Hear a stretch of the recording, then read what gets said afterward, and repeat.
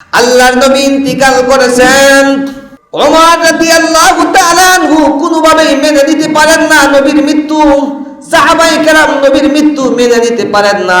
ওমর তরবারি নিয়ে দাঁড়ায় গেছে। কে আসো আমার নবীকে বলে মৃত্যু বলে? আমার নবী মারা গেছে, তাহলে তুই কেন দুনিয়ায় বেঁচে থাকবে? আমি ওমর তরবারি দিয়ে তোকে দুনিয়া থেকে বিদায় করে দিব।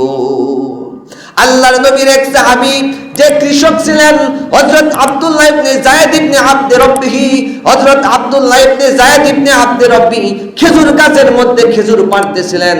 এমন সময় যখন শুনলেন নবী নাই, নবী দুনিয়া থেকে বিদায় নিয়ে চলে গেছে, এবার তিনি আল্লাহর কাছে বলেন, ও মালিক, যেই চক্ষু দ্বারা আমি তোমার হাবিবুল্লাহকে দেখছি, যেই চক্ষু দিয়ে আমি নবী তোমার নবীকে দেখছি, যারে না বানাইলে কিছু বানাইতা না, বিশ্ব নবীকে দেখছি, ওই চক্ষু দিয়ে দুনিয়ার কোন প্রকৃতি আমি দেখতে চাই না, সাগরের সুন্দর উত্তাল ঢেউ আমি দেখতে চাই না, আসমান জমিন আমি কোনো কিছু দেখতে চাই না, আমার চোখের জ্যোতিগুলি তুমি ফিরায় নাও।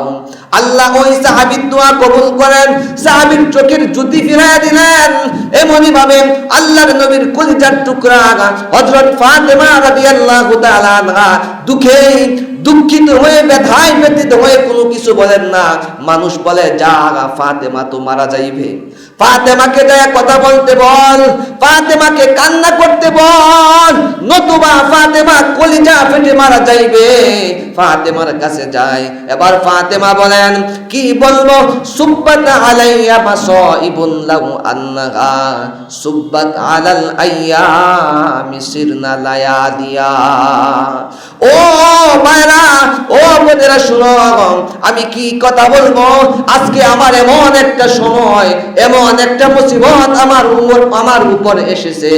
এই মুসিবতটা যদি দিবসের উপর দেওয়া হইতো, দিনের উপর দেওয়া হইতো, সন্দেহ নাই দিনটা রাতে পরিণত হয়ে যাইতো। আবু বকর রাদিয়াল্লাহু তাআলা আনহু তিনি কি করবেন? আবু বকর আল্লাহর নবীর লাশটার মধ্যে থেকে কবরের মধ্যে একটা চুমু খাইলেন। আর আবু বকর ওমরকে বললেন, ও ওমর, পাগলামি করো না, পাগলামি করো না।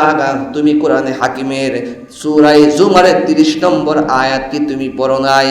আল্লাহ যে বলেছেন, ইন্নাকা মাইতুন ওয়া ইন্নাহুম মাইতুন। ও হাবিব, আপনি মরণশীল এবং পৃথিবীর মধ্যে সমস্ত সৃষ্টি মরণশীল। ওমরকে বলেন, সাহাবায়ে কেরামকে আবু বকর বলেন, মান কানা মিনকুম মান কানা ইয়াবুদু মুহাম্মাদান ফা ইন্না মুহাম্মাদান কদ মাতা ওয়া মান কানা ইয়াবুদুল্লাহ ফা ইন্নাল্লাহা হাইয়ুন লা ইয়ামুতু।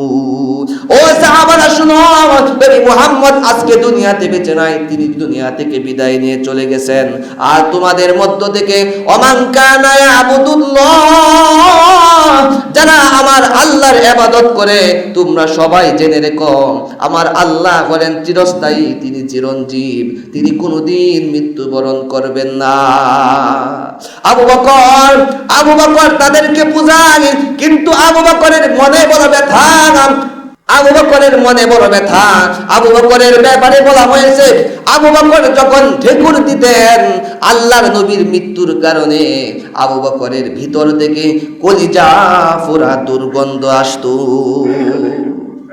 আবু বকরের ভিতর থেকে কলিজা ফোড়া দুর্গন্ধ আসতো।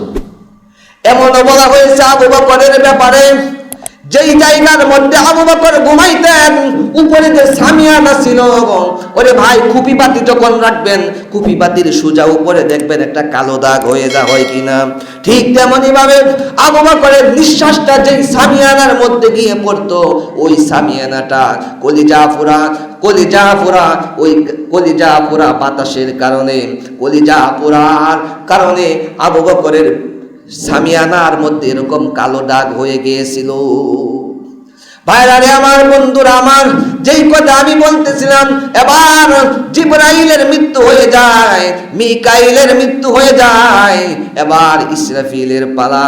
আল্লাহ পাক বলেন, ইসরাফিল কই, ইসরাফিলের মৃত্যু দিয়ে দাও, আজকে ইসরাফিলকে ছাড়া যাবে না। এবার ইসরাফিল আল্লাহর দরবারে আসার পর পিছন দিকে চিত হয়ে পয়রা, সাথে সাথে ইসরাফিল মৃত্যুবরণ করে। আর ইসরাফিলের ব্যাপারে আল্লাহর হুকুম হয়েছে, সিংহার ব্যাপারে যেহেতু হুকুম হয় নাই, সিংহাটা সাথে সাথে উল্টা আরশে আজিমের ডান পাশে সেটা দাঁড়াইয়া যায়। এবার আল্লাহ বলেন, মান বাকিয়াল আনা ইয়া মালাকাল মাউত, ও মালাকুল মাউত আজরাইল, এখন আর কে বাকি আছে? এবার আজরাইল বলেন, ফাওকাল আরশি আনতা রব্বানা রব্বাল আলামিন ওয়া তাহতাল আরশি আনা আবদুকা ওয়া গুলামুকা। আরশের উপরে ও মালিক আপনি জীবিত আছেন, আর আরশের নিচে আমি মালাকুল মাউত আজরাইল জীবিত আছি। এবার আজরাইলকে আল্লাহ বলেন, ও আজরাইল, আজকে তোমাকে ছাড়া চাই না। পৃথিবীতে কত মানুষের বুক থেকে তুমি সন্তানকে নিয়ে এসেছো, পৃথিবীর কত মানুষের বাবার কুল থেকে তুমি সন্তানকে নিয়ে এসেছো, কত মানুষকে তুমি বিধবা বানাইছো, কত মহিলাকে তুমি বিধবা বানাইছো, কত সন্তানকে তুমি এতিম বানাইছো। ও আজরাইল, আমার হাবিবুল্লাহকে তুমি ছাড় দাও নাই, আমার হাবিবুল্লাহর মৃত্যু হয়ে গেছে, আজকে তোমার কোনো ছাড় নাই, নিজের জানের নাজরানা আজকে তুমি দিয়ে দাও। এবার আজরাইল ডান দিকে যাইবে, বাম দিকে, সামনে পিছনে, কোন জায়গায় পালায়ন করার জায়গা নাই। এবার আজরাইলের ব্যাপারে বলা হয়েছে, এত জোরে একটা চিল্লান দিছে, ওই দিন যদি 7 আসমান 7 জমিন ধ্বংস না হইতো, এত জোরে চিল্লান দিছিল, যেই চিল্লানির কারণে 7 আসমান 7 জমিন ধ্বংস হয়ে যেত। এত জোরে চিল্লানি শেখছে। এরপর আজরাইল নিজের হাতটা নিজের ভিতরে ঢুকাইয়া, আজরাইল আলাইহিস সালাতু ওয়াস সালাম তার নিজের জান নিজে কব্জ করে নেই। এজন্য ভাই, পৃথিবীতে কেউ বাঁচতে পারবে না, সবাই একদিন মৃত্যুবরণ করতে হবে। এজন্য আল্লাহর নবী বলেন, চালাক আর চতুর্থ তারা, যারা নিজেকে চিনা, নিজেকে বুঝা আখিরাতের পুঁজি দুনিয়া থেকে কামাই করে। এই জন্য দুনিয়া থাকার জায়গা না, এই দুনিয়া চিরস্থায়ী না। মানুষকে মারামারি কইরা, শত্রুতা, হিংসামি, বিদ্বেষী সব কিছু কইরা কি লাভ বলেন? কি লাভ বলেন? সব কিছু একদিন শেষ হয়ে যাইবে। ওই দিন আল্লাহ পাক বলবেন, আল্লাহ তাআলা সেদিন তিনি ঘোষণা করবেন, লিমানিল মুলকুল ইয়াউম, লিমানিল মুলকুল ইয়াউম, লিমানিল মুলকুল ইয়াউম। কই পৃথিবীর সুপ্রিম পাওয়ার ওয়ালারা, এত পাওয়ার ওয়ালারা আজকে কোথায়? ক্ষমতা ওয়ালারা কোথায়? আজকে আসো, আজকে রাজত্ব কার?